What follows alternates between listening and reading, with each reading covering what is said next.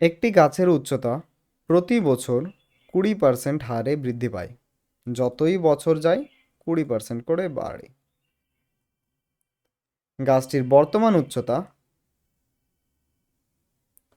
28 metre.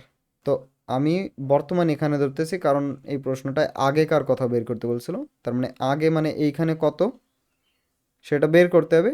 আমি এখন বর্তমান, তো আমি এখানে লিখে দিচ্ছি 28.8। তো 2 বছর আগে কত ছিল সেটাই বের করতে হবে। আর এই অঙ্ক ও করে রেখেছি, যেহেতু সামনেরটা নেই তো এক্স ধরে নিতে হবে।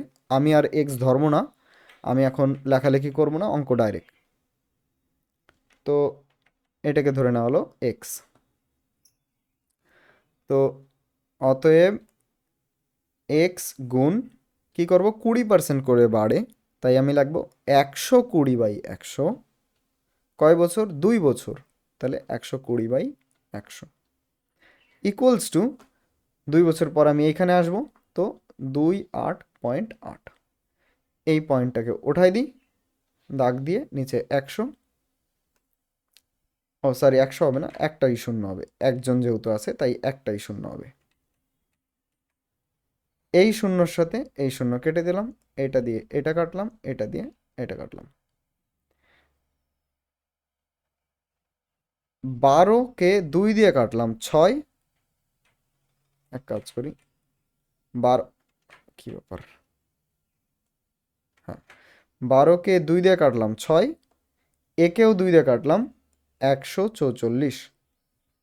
12 দিয়ে ডাইরেক্ট 12 দিয়েই কাটলাম, 12 একে 12, 12তে 12 বার গুণ করলে, 12-র সাথে 12 গুণ করলে 144 হয়। তো মানে 12 12 144, সোজা কেটে দিলাম।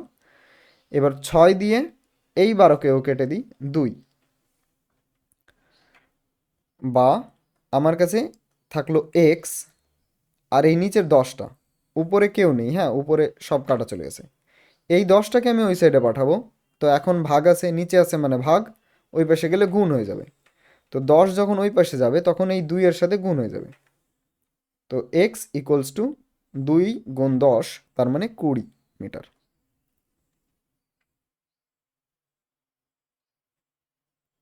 অ্যান্সার লিখে নিও।